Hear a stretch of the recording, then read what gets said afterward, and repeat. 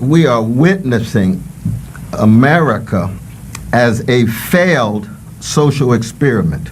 And what I mean by that is that the history of black people for over 200 and some years in America has been looking at America's failure. Its capitalist economy could not generate and deliver in such a way that people could live lives of decency. The nation state, its criminal justice system, its legal system could not generate protection of rights and liberties. And now our culture, of course, is so market driven, everybody for sale, everything for sale. It can't deliver the kind of really real nourishment for soul, for meaning, for purpose. And so when you get this perfect storm of all of these multiple failures at these different levels of the American empire, and Martin King already told us about that. When I saw those pictures there in Atlanta, you could see Martin right there in Atlanta saying, I told you about militarism, I told you about poverty, I told you about materialism, I told you about racism in all of its forms, whatever forms it takes. I told you about xenophobia. And what we've seen in America is now these chickens coming home to roost. You're reaping what you sow. And in this instant, you have Brother George, where it is so clear it is a lynching at the highest level. Nobody can deny it. And I thank God that we have people in the streets. Can you imagine this kind of lynching taking place and people are indifferent? People don't care? People are callous? You have just a few people out there with signs.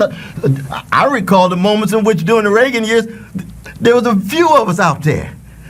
In the 60s, you had masses out there. Now you've got a younger generation of all of these different colors and genders and sexual orientations saying, we won't take it any longer. But you know what's sad about it though, brother?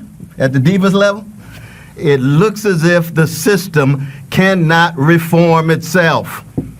We've tried black faces in high places. Too often our black politicians, professional class, middle class, become too accommodated to the capitalist economy, too accommodated to the militarized nation state, too accommodated to the market-driven culture tied with celebrity status, power, fame, all of that superficial stuff that means so much to so many fellow citizens. And what happens? What happens is we got a neo-fascist gangster in the White House who really doesn't care for the most part. You got a neoliberal wing of the Democratic Party that is now in the driver's seat with the collapse of Brother Bernie. And they don't really know what to do because all they want is show more black faces, show more black faces. But oftentimes these black faces are losing legitimacy too because the Black Lives Matter movement emerged under a black president, black attorney general, and black Homeland Security, and they couldn't deliver, you see? So that when you talk about the masses of black people, the precious poor and working class black people, poor and working class brown, red, yellow, whatever color, they're the ones who are left out and they feel so thoroughly powerless, helpless, hopeless, then you get rebellion.